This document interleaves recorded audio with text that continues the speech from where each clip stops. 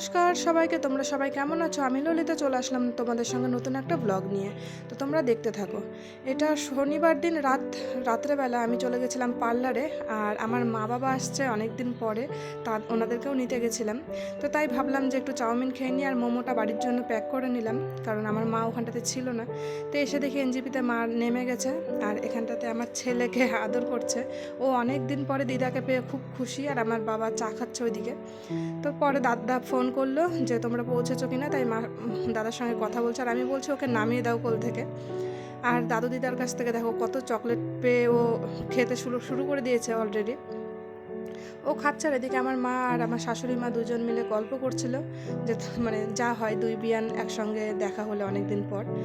তো তারপরে চলে গেলাম আমরা রাত্রের খাবারে। আমার শাশুড়ি মা রাত্রের খাবারটা ব্যবস্থা করে রেখেছিল আগের থেকেই, কারণ আমি ছিলাম না বাড়িতে। ওরা রাত্রেবেলা খাচ্ছে আর গল্প করছে, এটা আমার কাকা শ্বশুর। আর এখন সকালবেলা মা আসলে বাড়িতে আমাকে মানে বেশি কাজ করতেই হয় না। আমি বাবার বাড়ি গেলেও যা হয়, আমার মা এখানটাতে আসলেও তাই হয়। আর এদিকে সকালবেলা উঠে দুজন মিলে গল্প করছে আর আমার মা কাজ করছিল, আর আমি বসেই ছিলাম। বসে থাকা বলতে মায়ের সঙ্গে হাতে সাথে একটু কাজ করছে। আর এদিকে আমার শশা গাছে অনেক শশা ধরেছে, তো মা বলছে কেন তুলিনি। শশা গাছে মানে জানালা দেওয়া হয়েছে, কিন্তু গাছগুলোকে এখনও উঠানোর হয়নি, মানে আমার সময় হয়নি আমি এগুলো করার। তো আমার মা বলছিল ঠিক আছে আমি যাওয়ার আগে এগুলো ব্যবস্থা করে রেখে যাবো, আর মা শশাগুলো সব তুলে নিচ্ছিল। তো তারপরে দেখো কীভাবে আমি জানলাটা দিয়েছি, একা একাই যদিও দিয়েছি, কেউ হেল্প করার মতন ছিল না। এখন সুতো দিয়ে এগুলোকে বাঁধতে হবে, তারপরে গাছগুলোকে উপরে উঠাতে হবে। তো আমি ভাবলাম সকাল সকাল আমি বাড়ির কাজগুলো মোটামুটি করি, না হলে আমার মা সম্পূর্ণ একা একাই করবে। তাই আমি ভাবলাম যে সকাল সকাল কাজকর্ম করে ওই বাড়িতে যাই, কারণ ছোটোখাটো যেহেতু অনুষ্ঠান, তো তাড়াতাড়ি করে নেওয়াটাই ভালো। 7টা, 6:30, 7টা মতন বাজে আমি ঘর মুছে নিয়ে ওই বাড়ি চলে গেলাম এখন ছোলার ডাল আর লুচি করব বলে। আর ছোলার ডালটা আমি ফোড়ন দিয়ে এদিকে তোড়জোড় শুরু হয়ে গেছে, ছোটোখাটো একটা অনুষ্ঠানের ব্যবস্থা। আর অনুষ্ঠানটা কি তোমরা কিছুদিন পরে জানতে পারবে। তো আমার শাশুড়ি মা এদিকে পটল কাটা শুরু করেছে, আর এদিকে এই কাকিও আলু টালু যা যা লাগে সবজির জন্য সব কিছু কাটাকাটি শুরু হয়ে গেছে। আর এটা হচ্ছে তত আমার মাসির শাশুড়িও এসেছে, তার ছেলে মেয়ে দিদা সবাই এসেছে। আর এই যে বর্দা বসে আছে, বলছি একটু ক্যামেরার দিকে তাকাও, তাকাবেন, আরও মুখটা কেমন করে আছে। যাই হোক আমিও পাত্তা দিলাম না, চলে গেলাম ওখান থেকে। এদিকে পটলগুলো আমার কাছে জিজ্ঞাসা করে কাটছে যে কীভাবে করে কাটবো। আর নারকেল দিয়ে ভাবছিলাম চিংড়ি মাছ করব, কিন্তু চিংড়ি মাছ আসার আগে নারকেল শেষ। এদিকে ছোলার ডাল করলাম, একটু নারকেল দিয়েছি ওর ভিতরে, আর লুচিগুলো ভেজে নিচ্ছি, তারপরে সবাইকে এখন খেতে দেবো। আর আমি সকাল সকাল স্নান করে নিয়েছি আজকে। তো এখানে আমার শ্বশুর মশাই আর আমার বাবা, আমার কাকা শ্বশুর সবাই লুচি খাচ্ছে। আর দিদাকেও বসিয়ে দিয়েছিলাম যে তোমরা সবার আগে খেয়ে নাও, তারপরে আমরা বাড়ির সবাই মেয়ে মানুষগুলো বসবো। তো দিদাকেও বলছি দিদা কেমন হয়েছে, বলছে হ্যাঁ খুব ভালো হয়েছে, তুমি সবাইকে আগে খেতে দাও।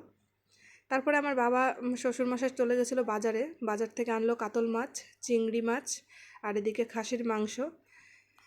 এবার অনুষ্ঠানটা কিসের জন্য সেটা দেখতে হলে তোমাদেরকে আমার পরের ব্লগগুলো দেখতে হবে, এখন জানি না কবে কি হবে। তো এখানে খাসির মাংসতে বেশি তেল দিয়ে দিচ্ছিলো, ওইটা নিয়েই আমরা গল্প করছিলাম যে বেশি তেল মানে খাওয়াটাও ভালো না, কিন্তু খাসির মাংস খেতে সবাই পছন্দ করে আমাদের বাড়ির। এদিকে কাতল মাছগুলো এখন ধুয়ে টুয়ে পরিষ্কার করতে হবে, আর সবজিগুলো কাটাকাটি মোটামুটি শেষ।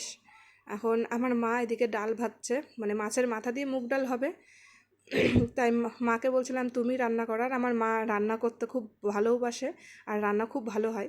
তো মাকে আমি হেল্প করছিলাম, আর আমার শাশুড়ি মা কিন্তু সব কিছু গুছিয়ে, আর এটা হচ্ছে আমার মাসির শাশুড়ি, উনি মাছগুলো ধুয়ে টুয়ে এখন লবণ হলুদ মেখে আমাদেরকে দেবে। আর পুরো রান্নাটা কিন্তু আমার মা করেছিল, তো উনি হেল্পও করছে এদিকে মাসি। তারপরে বলছে ঠিক আছে তাহলে আমি নিরামিষ রান্নাগুলো করি, মানে আমাদের ভিতরে এমন মানে যে কোনো অনুষ্ঠানে এমন একজন থাকে যে নাকি নিরামিষ খায়, সবাই আমিষ খাবে কিন্তু একজন নিরামিষ খাবে। তো আমার দিদা শাশুড়িও নিরামিষ খায়, উনি আমিষ খান না এখন। এখানে মাংসতেও লবণ হলুদ মেখে তেল দিয়ে আরও কী কী মশলা দিল, দিয়ে ওগুলো ম্যারিনেট করে রেখে দিল, কারণ মাংসটা সবার লাস্টে হবে। আর এখানে আলু পটলের চিংড়ি হবে বলে মা পটলগুলো একে একে ভেজে নিচ্ছিল, তারপরে মাছগুলো ওই কড়াটাতে ভেজে নিচ্ছে। আর দুদিকেই রান্না হচ্ছে, আর ওইদিকে আমার বাড়িতে নিরামিষ রান্নাগুলো হচ্ছিল। আর এখানে পটল চিংড়িটা রান্না শেষ। আর পটল চিংড়ি রেসিপি যদি চাও তাহলে আমি পরে কোনো একদিন মায়ের হাতের রেসিপিটা দেখাবো। আর মা ওখানে নারকেলের দুধও দিয়েছিল। এদিকে ডাল মাছের মাথা দিয়েও করা শেষ। তারপরে মাংসর জন্য আলুগুলো মা ভেজে নিচ্ছিল। তো তোমরা দেখতে থাকো পুরো ব্লগটা। রান্নাগুলো কেমন হয় অবশ্যই কমেন্ট করে বলো। আর মাছের ঝোলও এদিকে শেষ। আমি পুরো রান্নাটা করতে পারিনি, কারণ অনেক লোকজন ছিল আর হাতে অত সময় ছিল না যে ক্যামেরা নিয়ে ঘুরবো। তো মাছের ঝোলটাও শেষ। আর এদিকে অরিত্রর বাবা মানে আমার বরকে আমি বলছি যে একটু ভালোভাবে তাকাও, দেখো কীভাবে আমার দিকে তাকায়। যাই হোক, এদিকে আমার বাবা আমার শ্বশুর সবাই এখন হাই বলবে বলার পরে এই এই জিনিসটা আমার এত হাসি পাচ্ছিল, আমি ভয়েসটা দিতে পারলাম না। তো আমার কাকা শ্বশুরও খুবই খুশি আমাদের এখানে এসে। আর মাকে বললাম মিক্সিতে করে নাও, কিন্তু আমার মা একদমই রাজি হয় না। আমার মা পাটায় বাটা মশলা দিয়েই রান্না করে মাংস সবসময়। তো অনেক খাটাখাটনি হয় বলে অনেকবার করেই বললাম যে না মিক্সিতে করে দিচ্ছি, তো মা রাজি হলো না। তো অবশেষে মা মার জেদটাই রাখলো। আর এদিকে আমি জল বসিয়ে দিয়েছি ভাতের জন্য, অনেকটা বড় হাঁড়িতে বসিয়েছি কারণ অনেকজন লোক।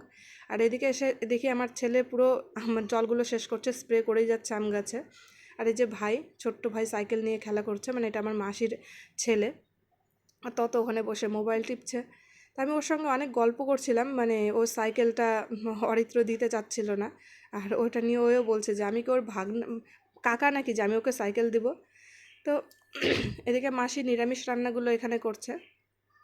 তো নিরামিষ রান্নার ভিতরে পনির দিয়ে মটরশুঁটি দিয়ে আলু দিয়ে একটা গরমের মধ্যে করাটা আসলে খুব কষ্ট। আর এত রান্না, তো যাই হোক কিছু করার নেই। বাড়িতে ছোটোখাটো অনুষ্ঠান লাগলে আমরা এরকম সবাই মিলে একসঙ্গে রান্নাবান্না করি, কোনো লোকজনের ব্যবস্থা আমরা রাখি না, কারণ সবাই মোটামুটি রান্নাবান্না করতেই পারি বাড়ির।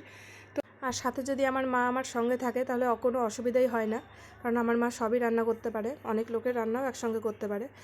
তো সকলকে খেতে দিয়ে আমাদের নিজেদের বসতে বসতে প্রায় 4:30 মতন বাজে দুপুরের খাওয়া খেতে খেতে। তো আমরা এখন সবাই মিলে একসঙ্গে খাওয়া দাওয়া করে নেব। আমার ব্লগটা কেমন লাগলো অবশ্যই তোমরা কমেন্ট করে বলো। আর আমার ব্লগ দিতে অনেকটা দিন টাইম লেগে গেল। তো তোমরা যে যেখান থেকে দেখছো ভালো থেকো, সুস্থ থেকো, দেখা হচ্ছে পরের একটা ব্লগে। অবশ্যই লাইক করো।